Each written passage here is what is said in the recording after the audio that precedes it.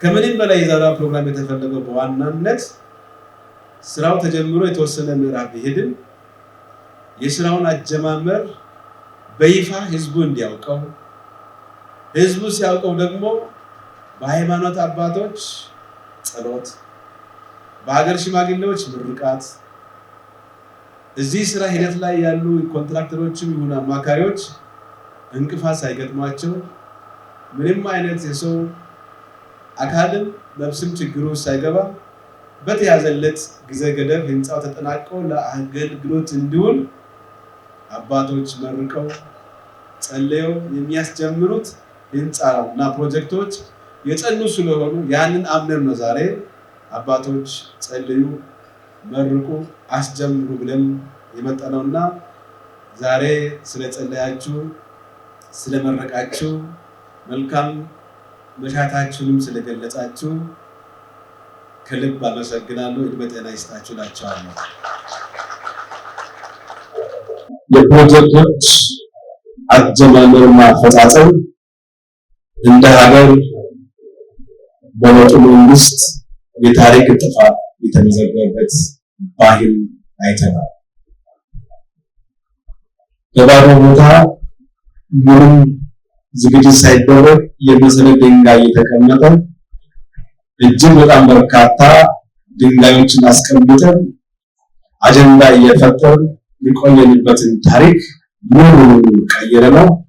በስድስቱ ማዕከላት ጀምረን የተወሰነ ተጓዝን በኋላ ዛሬ የምናስቀምጠው መሰረት ድንጋይ የተጀመረ ፕሮጀክትን በፍጥነት ለመጨረስ ሀሳቦችን ለመውሰድ ግብአት ለማሰባሰብና በጋራ ተባብረን ማነቆችን እየፈታን የጀመርነው የብልጽግና ተምሳሌትነት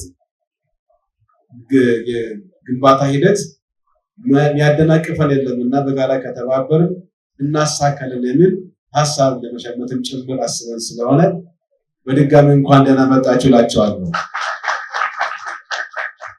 እነዚህ ፕሮጀክቶችን ለወስደን በቂ ዝግጅት አድርገን ወደ ስራ ስንገባ በዋናነት ሶስት ነገሮችን ታሳቢ አድርገን ነው። በመጀመሪያ ደረጃ ለደቡብ ኢትዮጵያ ክልል ህዝብን ልናገለግል የህዝብን አገልግሎት ልንሰጥ የምንችልባቸው መስሪያ ቤቶች በይዘታቸው በጥራታቸው እንዲሁም ደግሞ አገልግሎት በመስጠት ረገድ የክልሉን ህዝብ መምሰል አለባቸው። የተሻለ ህንጻ መገንባት አለብን። በተሻለ ህንጻ የተሻለ አገልግሎት መስጠት አለብን። ህዝቡ ይወስን፣ ህዝቡ ይወጥን፣ አካባቢን የሚቀይር ህንጻ መገንባት አለበት ብለን የህንጻ ዲዛይን ጽንሰ ሀሳብ ጀምሮ ብዙ ጊዜ ተወስዶበት በጋራ ሀሳቦችን ተለዋውጠን የደቡብ ኢትዮጵያ ህዝብ መስል ህንጻ በስድስቱ ማዕከላት ተገንብቶ ለአገልግሎት ሊውል ይገባል። በወላይታ ሶዶ ማዕከል የምንገነባ የአስተዳደርና የፖለቲካ ማዕከል በመሆኑ እዚህ የሚገነባው ህንጻ በግርማ ሞገሱ በይዘቱ በጥራቱ ምሳሌ ሊሆን የሚችል መሆን አለበት። በቀሪ አምስቱ በዛው ልክ ለህዝቡ ለክልሉ ምሳሌ የሆነ ህንጻ ሊገነባ ይገባል። ምንም እንኳን ከፍ ያለ ዋጋ የሚጠይቅ ቢሆን ህዝባችን አቅም ያለው ጉልበት ያለው ክልሉ መንግስት ደግሞ ትልቁ አቅም ህዝቡ ስለሆነ በውስጡ ገቢ የሚያሰራ ስለሆነ አቅማችንን አይተን የተሻለ ህንጻ ለመገንባት በቂ ዝግጅት አድርገን ብለን ዛሬ በኋላ የምንጎበኘው በሂደትም የተወሰነ ምዕራፍ የተጓዘው የደቡብ ኢትዮጵያ ህዝብን ሊመጥን የሚችል የገዘፈ ህንጻ ስለሆነ በዛ መንገድ ነው።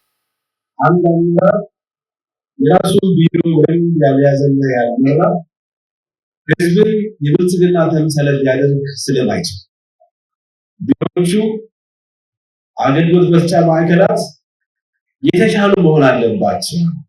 የምንሰጠው አገልግሎት በእጅጉ ህዝብ እርካታን የሚጨምር መሆን አለበት።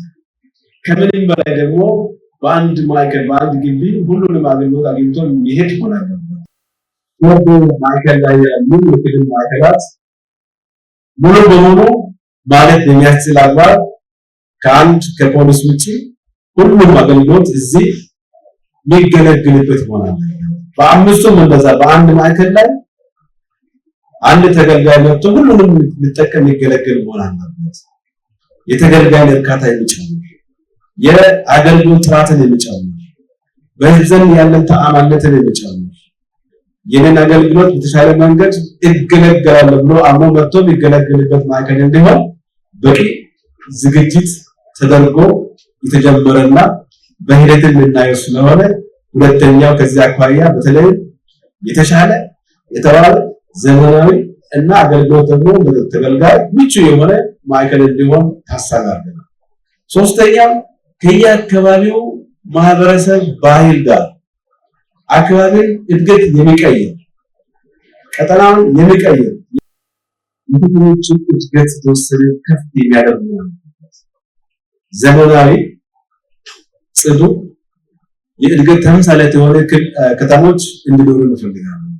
ወላይታ ሶዶ የብልጽግና ተምሳሌት መሆን አለበት። የኛ የመንግስት ተቋማት ግንባታዎች የከተሞቻችንን እድገት አንድ ምዕራፍ ከፍ የሚያደርጉ መሆን አለባቸው።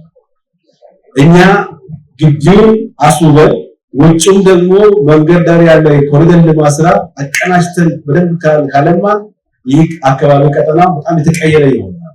እኛን ተከትሎ ደግሞ የግሉ ባለሀብትም መንግስት በዚህ ልክ ከሰራ የኔን አስተዋጽኦ ማበርከት አለብኝ ብሎ እንድነሳሳ ማድረግ አለብን። ይሄን ከተሞችን የሚቀይር የተሻለ ህንጻ ዲዛይን ሊይዝ ይገባል በሚል ታሳቢ አድርገን ኮንትራክተሮችም ደግሞ ጀምሮ በሰበብ የሚያቆሙ መሆን የለባቸው። የተሻሉ ኮንትራክተሮችን መርጠን ነው ስራ ያስጀምራል።